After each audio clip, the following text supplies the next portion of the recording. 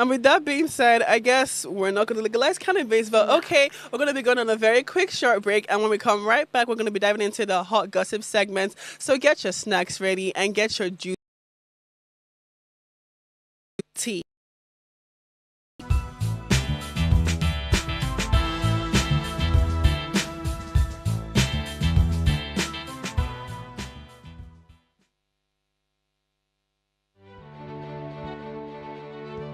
Nigeria, by extension Africa, battles a growing youthful population and with little or no meaningful engagement leaves a ticking time bomb on our hands. We are a blessed continent with great wealth, both in people and material. Our focus on ways remains driving conversations that affects us all. Topics in the news, social concerns, politics, leadership, governance, empowerment, resource management, conflict management, finance, SME sustainability, technological innovation, food security, health, education, brain drain, our well-being, citizenship, and much more.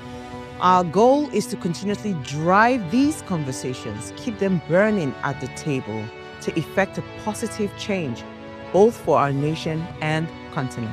Ways, what are you saying, has a secret ingredient that completes the conversation every single episode, and that ingredient is you.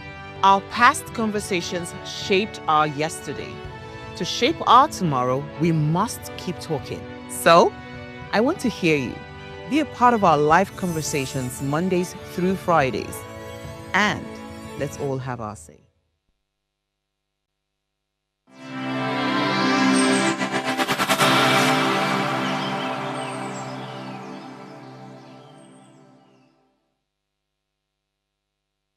Yo, let's talk about things in Nige. Most of the man them sucking Gary, the rest them eating rice. One fight for a little for since Tinubu came and increased the price. It's your boy Kid Drastic. And shout out to Gossip Gala.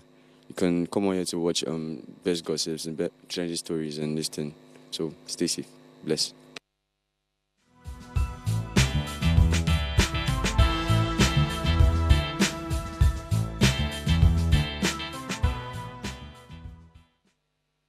Hello, babies. We are back like we never left, and we are about to sip on some hot tea.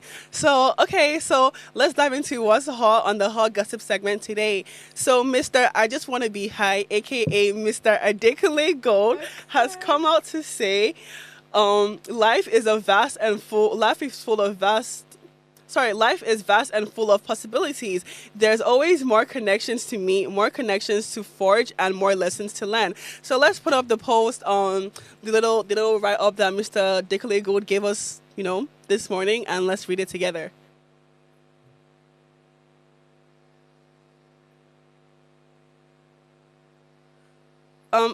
Okay, so I guess we're having some technical difficulties, but he pretty much came out to say that life is full of. He pretty much came out to say that life is full of, many surprises, that life is vast, and life like we've not really gone through or met all the people we're meant to meet in this lifetime, that as you go on in the journey of life, we're always going to meet more people. So obviously just be hopeful and don't really bank on, losing connections and letting go of people, because there's always going to be new people that walk into your life. So what do you think about that? It's the absolute truth, right? Because, honestly speaking, I'm not one of those persons that would cry that I don't have people in my space. For those that know me, I like to be on my own, honestly speaking. So it's the absolute truth, because I hear people say that, I don't want to leave this person. I want this person to be with me. I don't, I'll feel a certain way if this person is not always there. And that is the major problem. Do you get what I'm saying? Yeah. So I don't see a reason why you have to. I get it that, people are important. You need people to grow. You need people, but you really don't need people. That's the no, truth. Real, you real. need people, but you really don't need people. And this is it. Now, if you know that you have a goal, you have something to run, you look for people, the people that can push that dream for you, the people that can help you get to that destination that you're going to, right? But you don't need a lot of people to help you do that. You just check the people around you. Okay, who can help me do this? You get them and, you keep it moving. But cases where you're, because of, the kind of things the person has helped you with and all of that, and probably the person is toxic to you, or, the person is acting a certain way, you still want to keep the person because of all the things the person have helped you do. Baby, I just need you to move on. No, honestly, because what he said is like, it's top notch to anything, regardless of what the relationship is, regardless of what the person must have helped you done, in the past or something. Most people that help you do things is because they need other things. They need something from you. It's the absolute truth. Literally. Do you understand? Literally. And according to what he said, how he said that like there are more lessons to learn. I personally, I believe that every single day is an opportunity to learn something new and like learn a new lesson and just try and work in that and incorporate that into your daily lifestyle. What do you think about that? Like, do you learn lessons daily? Do you think? Do you agree? There's a quote that actually says, "The day you stop learning is the day you die," Literally. And it's the absolute truth. So for every day that you actually wake up, you should have that mindset of wanting to learn something from. It could be people around you. It could be from social media. Do you get what I'm saying? Yeah. And I'm actually big on self-development, right? Yeah. So I try as much as possible to read every day. Every month I have a book or two books that I would finish reading. Do you get? Yeah. So it's important that you do that. And given that I'm a writer, Yeah. I do a lot of research for me to put things together. I remember working on, so there's this company I'm working with on content writing and all of that. Okay. And I need to like specify. I have to put that writing in a certain way where once they pass it to their audience is able to understand, not just what they can, do or what they can help them with, but also the kind of service they can actually render and the solutions. So, for me to put that together, I have to go and read. I have to go and study. I have to understand, okay, what company is this? What are they doing? Everything about it. So taking it back to, for you to actually, achieve your aims, ambition, everything daily, it's important that you read. It's important that you learn something. It's important that you get lessons. And there's this thing I tell people, when it comes to, experience, when they say experience is the best teacher, it doesn't automatically mean it's your experience, right? I like to learn from other people's experience. Exactly. So when I see you do something and you fail at it, I'm not going to mock you or anything, but I've learned to not follow that path. Do you understand? You've learned what not to do. Exactly. Yeah. I've learned to not follow that path, and I'll look for something else to do and end up, triumphing. So that's how I see it. So another lovely thing that I love that he said was that obviously, like, you meet people, like life is full of very many opportunities, right? And like there's always an opportunity to meet people. And I feel like at every point in your life, every person you meet is of impact to you and your life in some way or somehow. For example, you could literally be you could be 50 and you could meet someone and that person can literally impact your life and change your life in such a huge and unimaginable way that you would never have thought. You could be 60, you could be 5, you could be however old. Like, it's never too late to meet people and to let those people have like a good impact on your life. So do you have any other thing to add to that?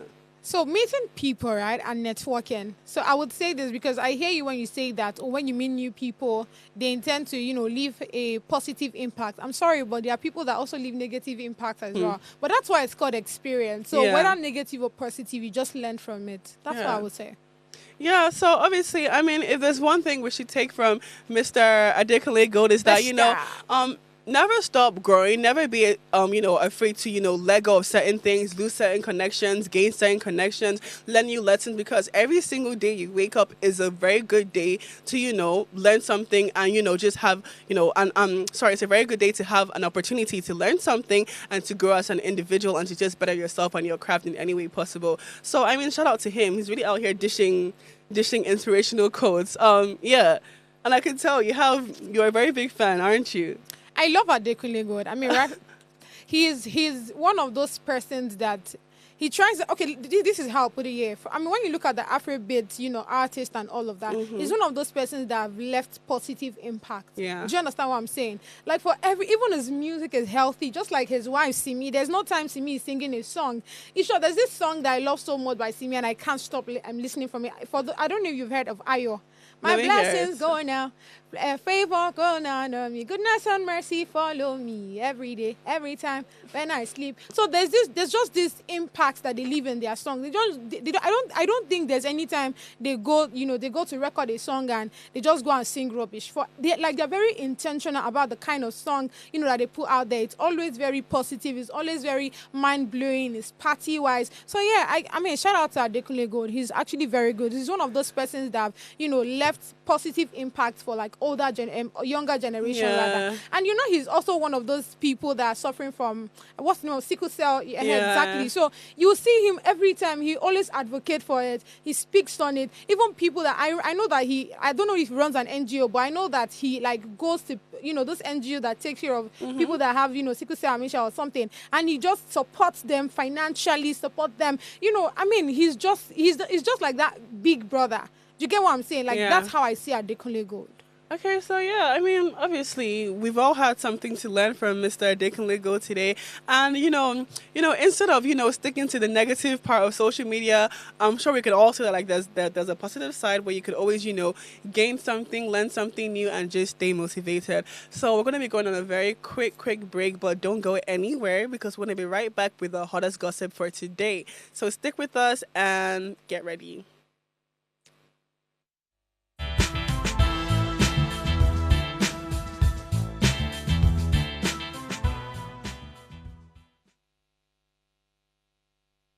Is a season of love. In partnership with Yasin, Heartlines will be giving away 4 luxurious, beautiful gifts to 4 lucky women. So stay tuned to the show to find out how you can win these incredible, luxurious gifts. And yes, gentlemen, you can participate to win on behalf of your better half, because truly, love is in the air. So catch me live Mondays through Fridays at 10 p.m. on Heartlines. Tell us you're a Nigerian without saying a word. Energy security is one of the most pressing issues for many developing countries like Nigeria. And if there's going to be any meaningful progress, addressing our energy issues is non-negotiable. I need to see light for my house. Make them do something. Band A is expensive. I literally have to turn off all my appliances just to reduce costs. We need light. Introducing the Energy Outlook, your go-to show for everything energy. Every week, we'll bring you the latest insights, innovation, and in-depth analysis of Nigeria energy sector. From policy discussions to regulatory insights, we'll analyze the key decisions influencing growth and sustainability in the energy sector. We'll bring you the human stories behind the headlines, giving you a personal perspective on the broader energy challenges. Join me every Friday at 6 p.m. for the Energy Outlook, your guide to the future of energy, where energy means business. Nigeria, by extension Africa, battles a growing youthful population. And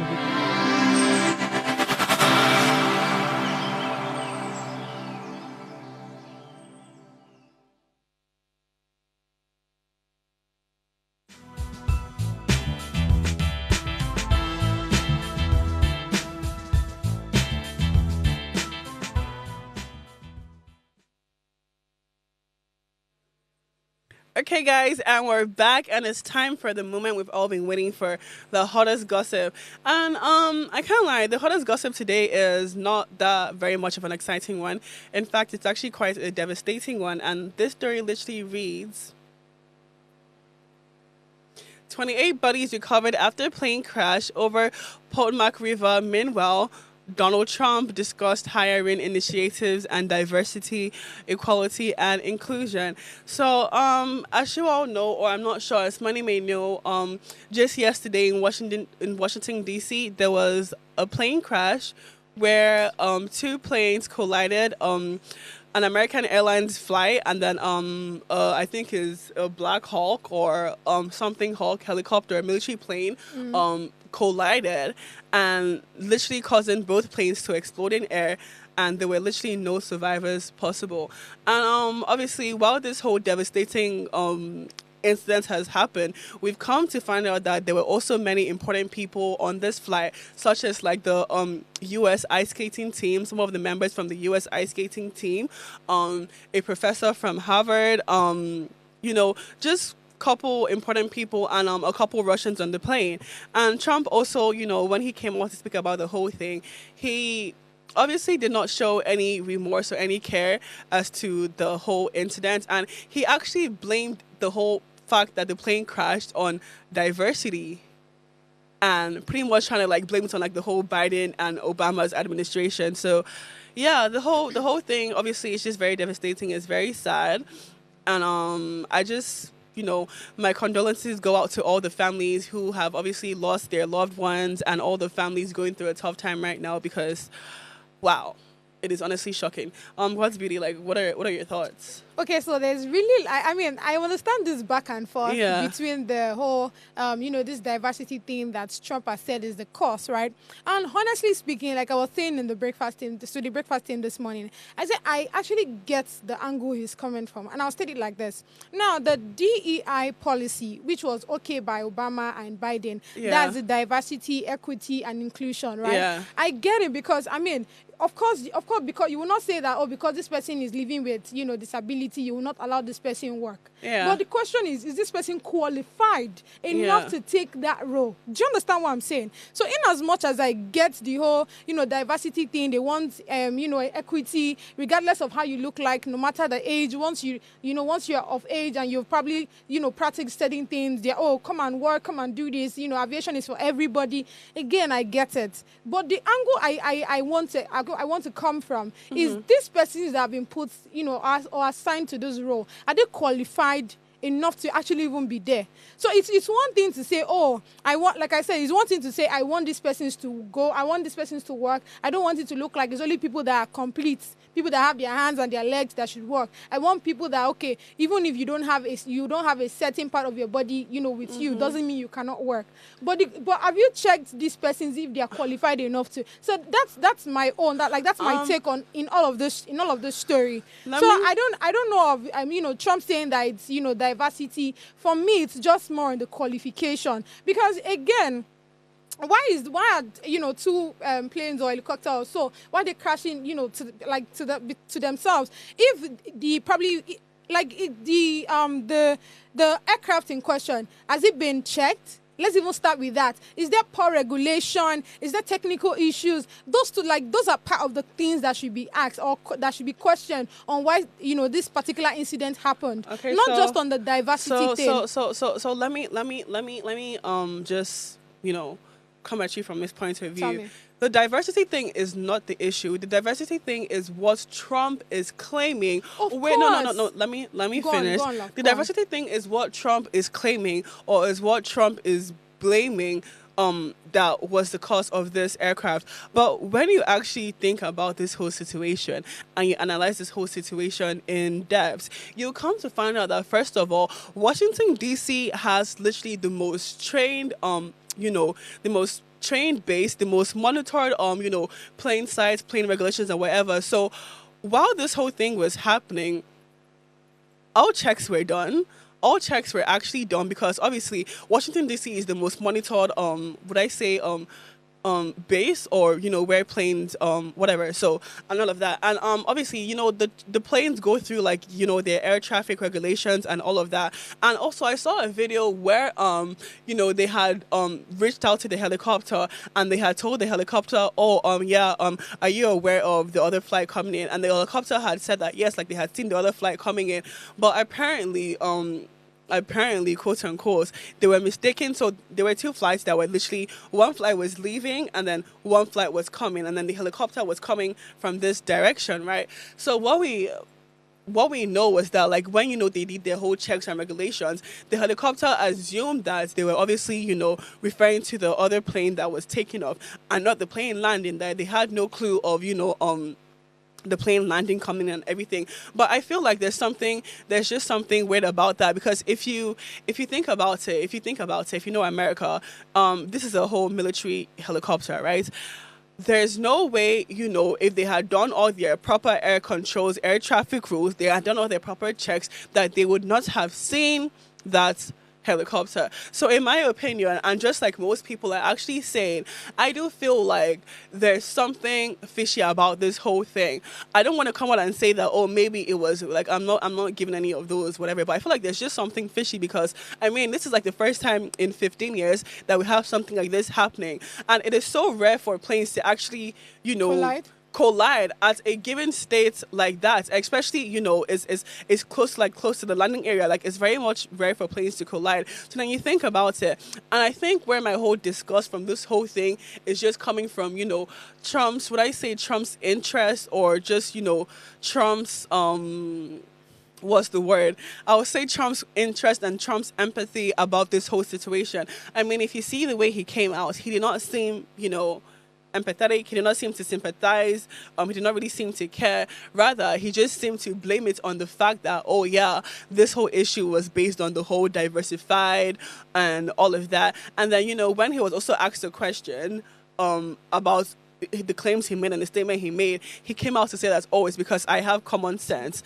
And I just feel like that's a reply of someone who just doesn't give, two F's about anything that's happening. And I think that's just like where like the whole sad part is coming from, because I mean 67 people have just lost their lives, and like your whole attitude towards the whole thing is not giving a damn and blaming it on something that I don't think is to be blamed, because I don't think you should discriminate based on someone's, obviously, like, because like before they get the job, they would have done their proper checks. They would obviously be eligible to be working in a place like that. So I don't think it's something that we should discriminate or put blames or throw blames, but rather I feel like this whole thing could have been prevented, and now it just it has left many sad and devastated. Okay, I want to just think that it's maybe a Trump thing, and probably is looking for, where you want to like take out a particular law and you want to put in yours, you have to start finding fault with the particular law in order for people to also see it and for you to implement yours. So I probably think that's what's happening. But concerning the incident, I mean, just like you've explained, it's just that probably there's technical issues or something just relating to that, probably poor regulation or something. I mean obviously, I mean that's how I see it though. I mean, I don't know how poor could those regulations have been. Like air traffic and with plane colliding at night, that's just very weird. But I mean, anyways, like I said, once again, my condolences to obviously those going through a hard time right now, those family out there, and yeah, I just hope we do better. But anyways, we're gonna be moving on, actually. Obviously it's Friday, and after like this hot gossip segment, we need something to cool down. Okay, something to cool down. So I think we should play a game. What do you think? All right, bring it on. Okay, so this game, we've never really played a game like this on the set before, but it's pretty much like I ask you a question and like you give me like your answer or your opinion on like who you would prefer. So here we go. So first one goes, if Nigerian music legends came back as Gen Z artists, who would you vibe with? Fela Kuti, King Sunny, Ade, or Labaja? Fela Kuti. Why? Water. Like, Why? I don't know, but there's this how do I put that now? There's this vibe that Fela gives. I'm sorry, but I really don't know much of his songs. You can see the annoying part. I really don't know much of his songs. But for the few ones that I've heard, there's just this calmness that comes with his song. Imagine you're taking, like, I'm so sorry, but like a champagne or something, and you're just hearing... Okay, but if he's to come back and say Gen Z, don't you think you start hearing boom, boom, boom, boom, that's boom, true. boom, boom, boom, boom, boom. Oh my God. No, I'm but I screaming. actually would literally go for Fela. If I say Lagbaja, it has to be because of his costume, the mindset behind it. I mean, history, I heard that he used to be like, he's a shy person or so, and he didn't want people to know that. I don't know, something relating that, but I would always go for Fela Kuti. I'm so sorry. I agree. I'll go for Fela too. Okay, so moving on to the second question. So if you were to choose one fruit to go, right? Like one fruit to never exist again, would you choose a pear, a watermelon, an orange, or a pineapple? Watermelon. I've never Watermelon? I've never loved watermelon. What? Like since I was a child. I'm so sorry. That is such It's an not like odd it's not answer. like I actually like any of the rest here. I would Pears just need to go. They need to go for me. Not But for me, okay, for guys. Pamela. Okay, guys. We also have one last exciting thing for you guys, and that is New Music Friday. As we all know, it is Friday, and obviously there's some new music and new songs trending. So I've made a couple lists for you guys, so you could go back home this weekend and bump some new songs. So on my playlist, I have So It Goes by Black Sheriff and Fireboy, DML. And then I also have Residuals by Chris Brown. I have Love in Tokyo by Paul Play Fit Olamide. I've also got Panic by Iomaf. I've got 7 Lives by Iomaf again. I've got Louder by Black Bones Fit Iomaf and Bella Shmurda. I've got Fat Juicy and Wet by Sexy Red and Bruno Mars. And I've got Paper by TML Vibes, DJ 4K, and Young John. And obviously, guys, we have come to the end of a beautiful and an amazing show. It's been nice having you. I had some really good time spending the tea today. And obviously, you know, we're going to see you next week. Same time, same place. If it's trending, we're talking about it. Bye.